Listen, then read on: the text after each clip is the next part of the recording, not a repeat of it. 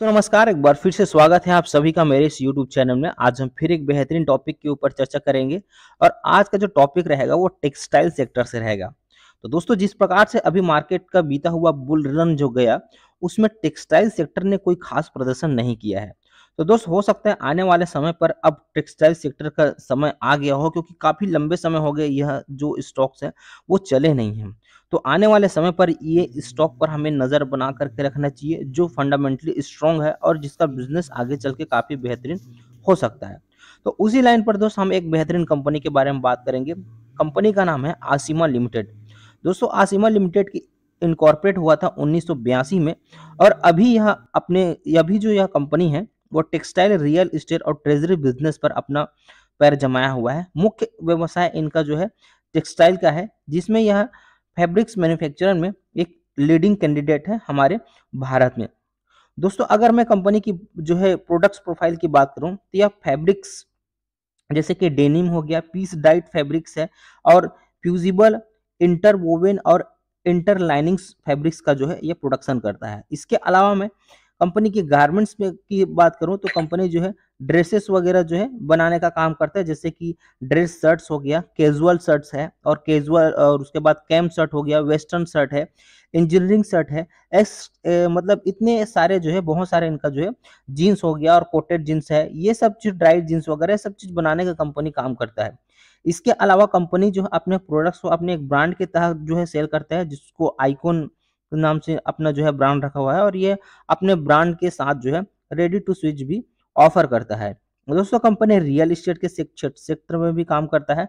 तो real estate के sector की अगर मैं बात करूं, तो इसका पहला प्रोजेक्ट जो है वो स्वान लेक में है, जो कि 4.25 स्क्वायर फीट एरिया में फैला हुआ है और कंपनी अभी जो है 22.75 लाख स्क्वायर फीट के एरिया को ऑलरेडी बुक कर चुका है, जिसको आगे चल के यह जो है अपने इस बिजनेस को इस एरिया पर डेवलपमेंट करेगा। और अभी तक मैं बताऊं कि जो है इस बिजनेस से कंपनी ने 69.83 करोड़ रुपए इस प्रोजेक्ट से अभी तक कमा चुका है।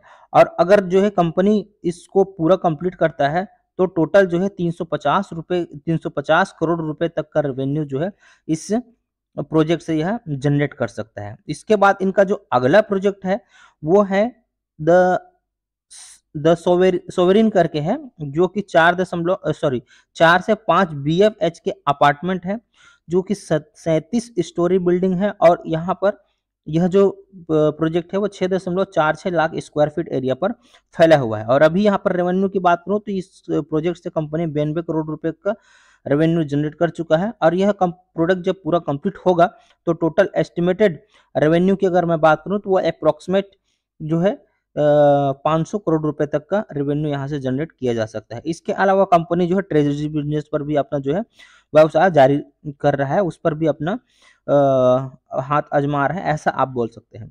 उसके बाद कंपनी की रेवेन्यू ब्रेकअप की ओर अगर हम चले, तो 99% जो है 96% यह जो प्रोडक्ट्स है वो अपने सेल्स करके कमाता है और सेल और ऑफ सर्विस से लगभग 1% और अदर ऑपरेटिंग रेवेन्यू लगभग 1% और अदर इनकम से लगभग 2% का रेवेन्यू जनरेट करता है।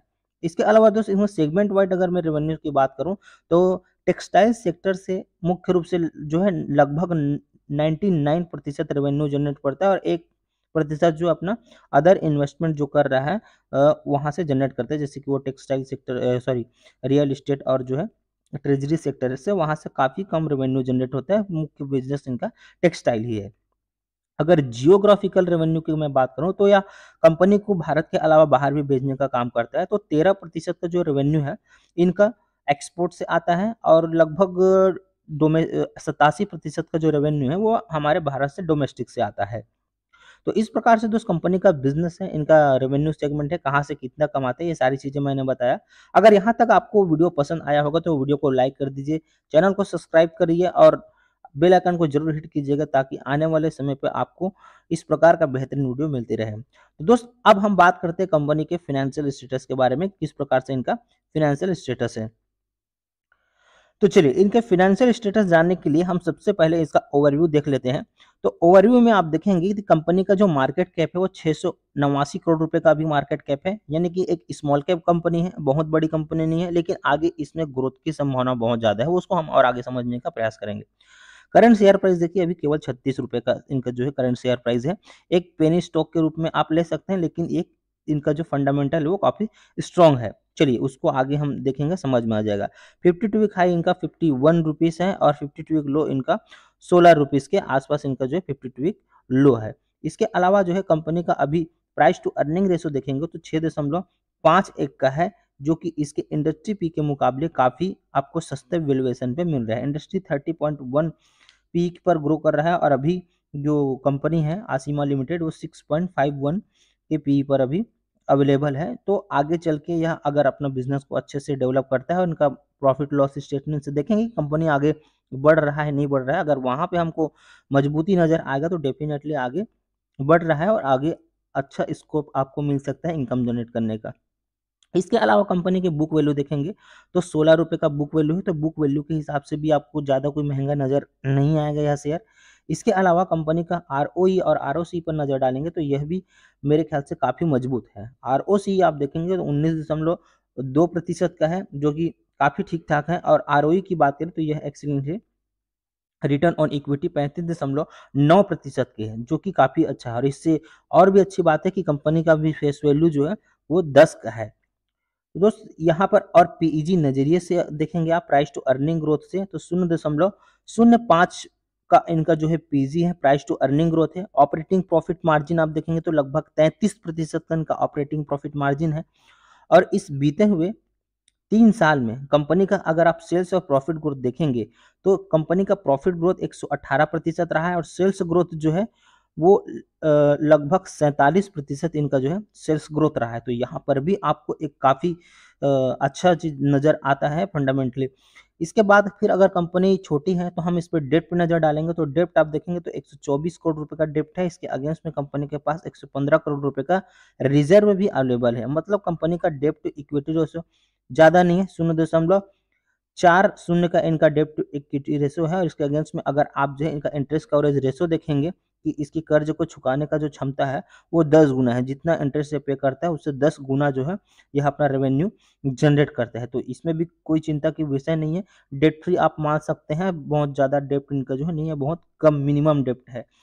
उसके बाद फिर अगर हम जो है कंपनी का प्रॉफिट लॉस स्टेटमेंट में जाकर कंपनी का ग्रोथ देखते हैं साल दर साल, तो यहाँ पर आप देखेंगे कंपनी का जो सेल्स है, हम 3 साल की बात करते हैं अभी बीते हुए 3 साल पर आप देखेंगे तो कंपनी का जो सेल्स है वो सन 2022 में 208 करोड़ रुपए था, उसके बाद 2023 में भी 208 करोड़ रुपए के आसपास ही रहा, 207 करोड़ रुपए, और 2024 में इनका रेवेन्यू काफ़ी बेहतरीन तरीके से बढ़ा है, 329 करोड़ रुपए हुआ, और अभी ट्रेलिंग 12 मंथ में बात करूँ तो 238 करोड़ रुपए का इनका रेवेन्यू इन्होंने जनरेट किया है। कंपनी की अगर हम प्रॉफिट मार्जिन जैसे कि बताया कि अभी 32-33% इनका प्रॉफिट मार्जिन आ गया, काफ़ी पहले पहले काफ़ी कम था, निगेटिव में था, अभी कंपनी ने अपने आप में सुधार किया और प्रॉफिट मार्जिन में काफ़ी बेहतरीन तरीके से ग्रोथ किया है। इसके बाद अगर हम कंपनी की नेट प्रॉफिट पे चर्चा करेंगे तो नेट प्रॉफिट में आप देखेंगे कंपनी पहले लॉस में था, लॉस को कंपनी ने रिकवर किया और रिकवर करके अभी प्रॉफिट में आया है। सन 2024 की फाइनेंशियल ईयर में बात करें तो कंपनी ने 96 करोड़ रुपए का नेट प्रॉफिट जनरेट किया है और अभी ट्रेलिंग 12 मंथ में 89 करोड़ रुपए का नेट प्रॉफिट जनरेट किया है। अगर हम इसके करेंटली बीते हुए क्वार्टर की अगर हम बात करेंगे तो कंपनी ने सेल्स की अगर मैं बात करूं तो मार्च सन 2024 में सबसे ज़्यादा इन्होंने जो है सेल्स किया था 124 करोड़ रुपए का, उसके बाद फिर अचानक से इनका घटा है, जून में 8 करोड़ रुपए का सेल किया और अभी सितंबर क्वार्टर में 5 करोड़ रुपए का इन्होंने सेल्स किया है। उसके साथ अगर हम जो है कंपनी की नेट प्रॉफिट पे भी अगर नज़र डालेंगे तो नेट प्रॉफिट में आप देखेंगे तो जहां पर इन्होंने सबसे ज़्यादा सेल्स किया था वहां पर 96 करोड़ रुपए का प्रॉफिट किया है मार्च सन 2024 में, उसके बाद जून में 1 करोड़ रुपए का प्रॉफिट किया था और अभी ट्रेलिंग 12 मंथ में कंपनी नुकसान में है। तो इस पर कंपनी को काम करना होगा, अगर सेल्स और प्रॉफिट इनका बढ़ता है तो आने वाले समय में आपको यह कंपनी अच्छा रिटर्न दे सकता है, लेकिन इनके फंडामेंटल काफ़ी जो है स्ट्रॉन्ग है और कंपनी को अपने सेल्स और प्रॉफिट पर ही जो है फोकस करना है। अब उस कंपनी की प्रमोटर होल्डिंग के बारे में देख लेते हैं कि कंपनी के प्रमोटर के पास कितना प्रतिशत होल्डिंग है। तो यहाँ पर आप देखेंगे कि कंपनी का जो प्रमोटर है उसके पास काफ़ी स्ट्रॉन्ग होल्डिंग है, 73.49% की होल्डिंग है, जो कि काफ़ी लंबे समय से इनके पास अवेलेबल है। तो यह एक अच्छी बात है कि किसी छोटे कंपनी पर अगर उनका प्रमोटर जो है खुद अगर भरोसा कर रहा है, तो अदर इन्वेस्टर भी जो है इन पर आगे चल के भरोसा कर सकते हैं। बस इनके बिजनेस पे इनको फोकस करना है और आगे का जो इनका सेल्स और प्रॉफिट है उस पे अपना बढ़ोतरी दिखाना है। तो डेफिनेटली आने वाले समय पर कोई और इन्वेस्टर इस पे अपना जो है इंटरेस्ट दिखा सकते हैं। तो फिलहाल अगर प्रमोटर की बात करें तो प्रमोटर के पास 73.49% का होल्डिंग है, जो कि काफ़ी स्ट्रॉन्ग होल्डिंग मैं मानता हूँ। तो दोस्तों जानकारी आपको कैसा लगा आप कमेंट बॉक्स में ज़रूर आप बता सकते हैं, और इस कंपनी के बारे में आप क्या सोचते हैं, जो मैंने डिटेल बताया हूँ उसके आधार पर आप क्या निर्णय लेना चाहते हैं आप कमेंट बॉक्स में ज़रूर बताइएगा। और आपको बता दूं कि मेरे द्वारा किसी प्रकार का बाय सेल का रिकमेंडेशन नहीं है, जो जानकारी अवेलेबल है वह जानकारी मैं आप तक पहुँचाने का प्रयास किया हूँ मेरे इस चैनल के, इस यूट्यूब चैनल के, इस वीडियो के माध्यम से। तो चलिए मिलते हैं ऐसे और भी बेहतरीन वीडियो के साथ, जिससे आप जो है अपना इन्वेस्टमेंट को बेहतर बना सकें, उसके लिए आपको हमारे वीडियो के माध्यम से सहायता मिल सके। तो चलिए दोस्त मिलते हैं अगले वीडियो में। Wish you all the best.